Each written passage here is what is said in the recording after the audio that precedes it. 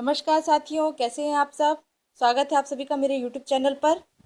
तो आज के इस वीडियो पर हम बात करेंगे UP triple S C PET 2022 को की जो परीक्षा हुई थी 16 अक्टूबर 2022 को शिफ्ट 1 में, उस पेपर के बारे में। तो ये जो वीडियो है वो दो पार्ट में आएगा। पहले पार्ट में हम जीएस की बात करेंगे, सेकेंड पार्ट में हम इंग्लिश और रीजनिंग की बात करेंगे।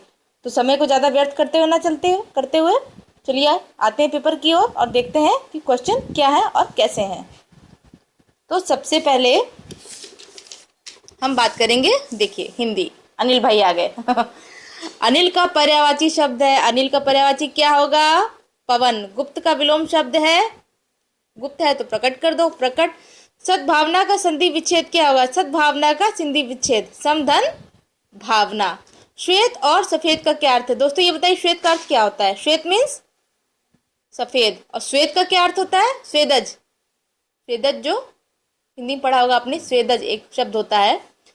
अनेक वाक्यों के लिए एक शब्द में स्वेदज, जो कि पसीने से उत्पन्न हुआ हो। तो श्वेत का अर्थ यहाँ पर क्या होगा? पसीना। तो इसका आंसर क्या होगा? सफेद और पसीना। खाक में मिलना मुहावरे का अर्थ है। अरे यार, इसका आंसर ना बता पाए तो तुम्हारा पढ़ना खाक में मिल जाना हुआ, यानी कि सब कुछ नष्ट हो जाना। Next question, Elizabeth. बाद में मिलते हैं इनसे। द अनामलाई रेड टेल नाम की डैमजल फ्लाई की एक नई प्रजाति की खोज किस राज्य में की गई? देखिए, अन्नामलाई। अन्नामलाई की चोटियां कहाँ पर हैं? तमिलनाडु। क्वेश्चन में ही उसका आंसर दिया हुआ है। गोपी ने विवेक से कहा। विवेक भाई से बाद में मिलते हैं। महाराष्ट्र में स्थित औरंगाबाद का नया नाम क्या होगा? संभाजी नगर। भारतीय पारंपरिक विज्ञान पर किस देश के सर्वदलीय संसदीय समूह को आयुर्वेद रत्न पुरस्कार से सम्मानित किया गया है? तो इसका आंसर क्या होगा? यूके। आईएनएस तरकश ने लाल सागर में नौसेना के जहाजों अल्माज और निमेर के साथ एक समुद्री साझा अभियान का आयोजन किया। तो ये क्वेश्चन मुझे थोड़ा डाउट में लग रहा है। मेरे हिसाब से इसका आंसर तो सूडान होना चाहिए, लेकिन क्योंकि लाल सागर से ओमान, जापान और फ्रांस का कोई लेना देना नहीं है, लेकिन कुछ लोग का कहना है कि इसमें इसका आंसर फ्रांस होगा, लेकिन जहां तक मुझे लगता है सूडान होगा। देखते हैं आयोग इसका क्या आंसर मानता है। जागृति निम्नलिखित में से किस क्षेत्र से संबंधित शुभंकर है? जागो ग्राहक जागो, कहाँ होगा ये? उपभोक्ता जागरूकता। तो इसका आंसर क्या होगा? ऑप्शन सी, उपभोक्ता जागरूकता। ठीक है। निम्नलिखित में से किस कंपनी ने जुलाई 2022 में भारतीय खिलाड़ियों के प्रदर्शन को बढ़ाने के लिए भारतीय ओलंपिक संघ के साथ दीर्घकालिक साझेदारी की घोषणा की गई? तो यह आ गया करंट अफेयर का क्वेश्चन। यूपी का एग्जाम हो, करंट अफेयर ना पूछे, हो ही नहीं सकता। मैं बार बार कहती हूँ कि अगर आपको करंट अफेयर पढ़ना है किसी भी एग्जाम के लिए, लेटेस्ट 6 महीने का जरूर पढ़ना चाहिए। और ये कब की घटना पूछी जा रही है इसमें? जुलाई 2022। हमारा पेपर कब हो रहा है? अक्टूबर। अगर आपने 6 महीने का करंट अफेयर आसानी से पढ़ा है ना, तो आसानी से इसका इजिली आप आंसर दे सकते हो। इसका आंसर क्या होगा? Reliance industries limited. Correct. Next question, Tata power solar ने किस राज्य में भारत की सबसे बड़ी फ्लोटिंग तैरती सौर ऊर्जा परियोजना की शुरुआत की है? केरल। इसका आंसर क्या होगा? केरल। अभी क्वेश्चन आ गया, देखिए ये भी करंट अफेयर का है। हिमाचल प्रदेश में 21 दिवसीय संयुक्त अभ्यास वज्र प्रहार 2022 किन देशों के बीच संपन्न हुआ? वज्र प्रहार किसके? भारत और सैन्य अभ्यास। भारत और अन्य देशों के साथ सैन्य अभ्यास अगर आप पढ़ेंगे तो वज्र प्रहार बहुत ही कॉमन सा है। तो ये किसके साथ होता है? भारत और अमेरिका। ठीक है। नेक्स्ट क्वेश्चन आ गया, निम्नलिखित में कौन सी इजराइल की राजधानी है? अबे यार, बगदाद तो नहीं लगा के आ गए हो? अगर आप ऐसा कर रहे हो ना, फिर पढ़ाई छोड़ दो भाई। इजराइल भारत का मित्र देश है। अब बहुत सा कॉमन सा आंसर है इसका, बहुत इजी क्वेश्चन है। आई थिंक इससे इजी क्वेश्चन कुछ नहीं हो सकता। इसका आंसर होगा जेरूसलम। डाक कर्मयोगी पोर्टल का उद्देश्य, क्या उद्देश्य है इसका? लगभग 4 लाख ग्रामीण डाक सेवकों को की क्षमताओं में वृद्धि। ठीक है, तो इसका आंसर ये होगा। ठीक। अब देखिए, फिर जुलाई 2022 की बात कर रहा है यहाँ पर। जुलाई 2022 में कॉफी बोर्ड ने कॉफी फसलों की जलवायु प्रतिरोधी किस्मों को विकसित करने के लिए किसके साथ एक समझौता ज्ञापन हस्ताक्षर किया? तो किसके साथ किया है? इसरो के साथ। ठीक है।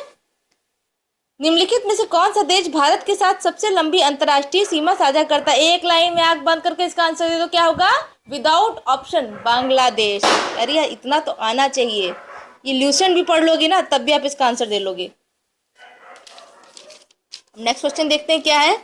भारत का स्कॉटलैंड, भारत का स्कॉटलैंड किसे कहते हैं? कुर्ग को।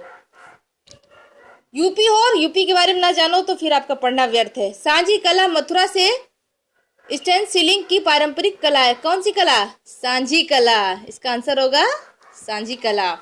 2014 में बनाया गया भारत का 29वां राज्य। अरे क्वेश्चन सीधे बिना ऑप्शन के पूछ दिया जाए ना, भारत का 29वां राज्य तेलंगाना। बहुत इजी, आई थिंक इससे इजी कोई पेपर हो नहीं सकता है। अगर आप ये भी नहीं कर पा रहे ना यार, तो आई थिंक फिर कोई पेपर आपसे क्रैक नहीं हो पाएगा। निम्नलिखित में से किस राज्य में विधान परिषद है? इसका आंसर आप लोग मुझे कमेंट बॉक्स में करके बताइए कि क्या होगा। ठीक है, इसका आंसर आप मुझे बताएंगे। ठीक, चलो मैं भी तो देखूं भाई आप कितनी पढ़ाई कर रहे हैं। अब दूसरा क्वेश्चन है, किस दिन को भारतीय वायुसेना दिवस के रूप में मनाया जाता है? भारतीय वायुसेना दिवस अक्टूबर में ही पड़ता है भाई, लेटेस्ट पूछ लिया है, 8 अक्टूबर। ठीक है। वॉलीबॉल किस देश का राष्ट्रीय खेल है? नेपाल। नेपाल और श्रीलंका का। तो इसका आंसर क्या होगा यहाँ पर? नेपाल। निम्नलिखित में से किस व्यक्ति ने प्रसिद्ध पुस्तक the story of my experiment with truth लिखी है? सत्य के साथ मेरा प्रयोग कौन हो सकता है भाई? हमारे गांधी बाबा ही हो सकते हैं, महात्मा गांधी। ठीक है। वायुमंडल में, ये थोड़ा क्वेश्चन अच्छा लग रहा है, साइंस साइंस सही पूछिए। वायुमंडल में ग्रीन हाउस गैसें पृथ्वी के अधिकांश उत्सर्जित को अवशोषित करती हैं, जो निचले वायुमंडल को गर्म करती है। तो इसको कहेंगे इंफ्रारेड रेडिएशन का संबंध किससे? अगर ऐसे ही पूछ लिया जाए तो ग्रीन हाउस गैसें, आसानी से अवरक्त विकिरण, आसानी से इसका आंसर आप दे सकते हैं। ठीक है, साइंस अच्छी आई है। अब देखते हैं। भाई कहाँ चले गए, कहाँ चले गए?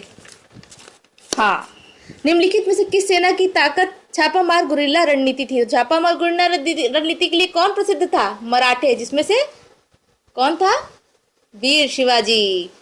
हड़प्पा सभ्यता के दौरान डांसिंग गर्ल नर्तकी की कांस्य प्रतिमा बनाने के लिए किस तकनीक का इस्तेमाल किया गया था? आप बोल दोगे पत्थर की नक्काशी, लकड़ी की नक्काशी, यार मार खाओगे। इसका सही आंसर होगा मोमलोपी ढलाई। ठीक है।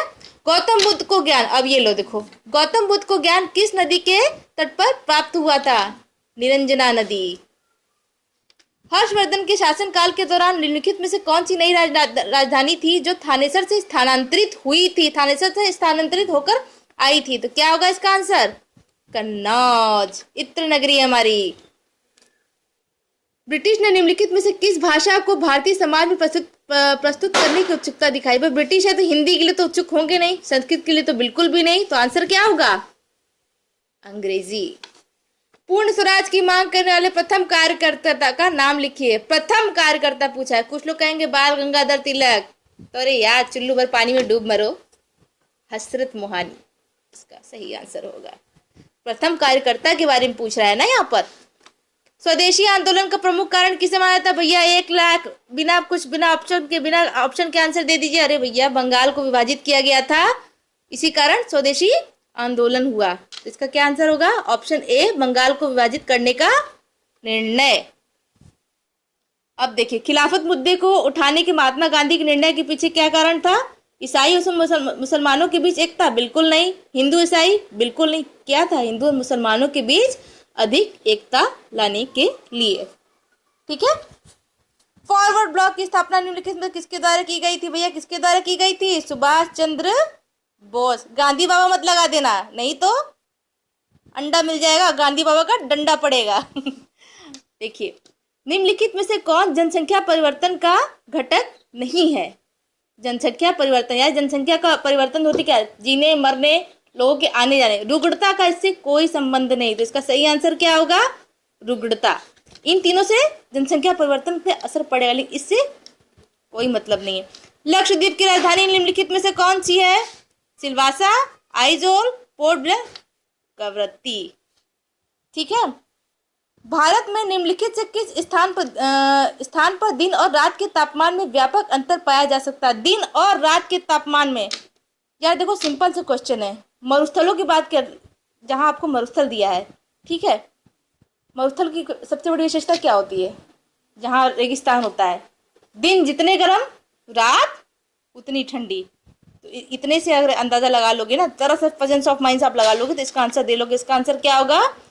थार मरुस्थल। ठीक है। विश्व को कितने प्रमुख काल क्षेत्रों में विभाजित किया गया है? तो कितने घंटे होते हैं दिन में? 24। तो इसका आंसर क्या होगा? 24।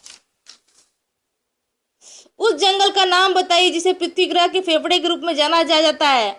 अरे भैया, इसका आंसर मुझे बताने की अगर जरूरत पड़े ना तो यार आपका पढ़ना बेकार है। तो इसका आंसर क्या होगा? अमेजन वर्षा वन। कहते हैं पृथ्वी का 80% जो ऑक्सीजन है वो इस अमेजन वर्षा वन से निकलता है, इसीलिए इस पृथ्वी ग्रह का फेफड़ा के रूप में जाना जाता है। ठीक है। स्थिरता के साथ विकास के उद्देश्य से निम्नलिखित में से कौन सी पंचवर्षीय योजना शुरू की गई थी? तो कौन सी थी वो? चौथी पंचवर्षीय योजना। निम्नलिखित में से किसमें व्यक्ति या व्यक्तियों के समूह के स्वामित्व वाले व्यवसाय शामिल है? निजी क्षेत्र, सार्वजनिक, राज्य के स्वामित्व, इनमें से कोई नहीं है। निजी क्षेत्र। क्यों? जिसमें एक मालिक होता है और कई शेयर धारक होते हैं। ठीक है, ये होगा निजी क्षेत्र। निम्नलिखित में से किसे भारत में हरित क्रांति के जनक के रूप में जहां वर्गीज कुरियन मत लगा देना, क्योंकि श्वेत क्रांति के जनक थे। किसके थे? श्वेत क्रांति के जनक थे। तो इसका सही आंसर क्या होगा? MS स्वामीनाथन। ठीक है। एक सेकेंड। हाँ, पॉलिटी पे आते हैं। संसदीय प्रणाली में कार्यपालिका किसके प्रति उत्तरदायी होती है? विधानमंडल, विधान परिषद को या विधानमंडल? The legislative. इसका सही आंसर क्या होगा? विधानमंडल। निम्नलिखित में से कौन सी भारतीय संविधान की मुख्य विशेषता नहीं है? है नहीं पूछ रहा है, नहीं है। एकल नागरिकता बिल्कुल है। लिखित और विस्तृत संविधान बिल्कुल है। सार्वभौमिक वयस्क मताधिकार बिल्कुल है। द्विस्तरीय सरकार, मेरे ख्याल से इसका आंसर ये होना चाहिए। अब देखते हैं आयोग क्या मानता है, क्योंकि एक दो क्वेश्चन तो हमेशा डाउटफुल जाते हैं। भारतीय संविधान के लिए DPCSC निम्नलिखित में से किस संविधान से प्रेरित थे? आयरलैंड के संविधान से प्रेरित थे। किससे थे? आयरलैंड। भारतीय संविधान के अनुच्छेद 19 में कौन सा अधिकार शामिल है? वाक और अभिव्यक्ति स्वातंत्र्य का अधिकार। ठीक है। पायरिया, तुम्हारे मुंह में पायरिया है, तुम्हारे मसूड़े कमजोर हैं। किसकी बीमारी है ये? साइंस अच्छी आई है इस बार, देख के लग रहा है। फ्लोएम एक उत्तक है जो निम्नलिखित में से किसमें पाया जाता है? जाइलम और फ्लोएम। जाइलम और फ्लोएम ये दोनों किसमें पाया जाता है? ये दोनों पौधों में पाया जाता है। किसमें पाया जाता है? पौधों में। ठीक है, तो इसका आंसर क्या होगा? पौधों। भारत की पंचायती राज व्यवस्था में कितने स्तर हैं? 3 स्तर हैं। कितने स्तर हैं? 3 स्तर है। कई कई जगह 2 स्तर पाया था, लेकिन मुख्यतः कितने हैं? 3 है। हॉर्स पावर, कितना सिंपल क्वेश्चन है यार। ल्यूसेंट में उठाओगे या किसी भी पतली सी किताब में, हल्की फुल्की किताब में भी ये क्वेश्चन रहता है। 746 वाट। ठीक है। निम्नलिखित में से कौन सी एक रासायनिक अभिक्रिया नहीं है? तो पानी का भाप में रूपांतरण रासायनिक अभिक्रिया नहीं है। तो इसी के साथ आज का हमारा ये वीडियो समाप्त होता है। आगे के क्वेश्चन की चर्चा हम इंग्लिश रीजनिंग और मैथ की सेकंड पार्ट में बात करें। अगर आपको मेरा वीडियो पसंद आया हो तो प्लीज़ वीडियो को लाइक करें, शेयर करें, सब्सक्राइब करें मेरे चैनल को। और मेरे चैनल पर फर्स्ट टाइम विजिट कर रहे हैं तो प्लीज़ प्लीज़ प्लीज़ मेरे चैनल को सब्सक्राइब कीजिए। धन्यवाद। आपका दिन जय हो, शुभ हो।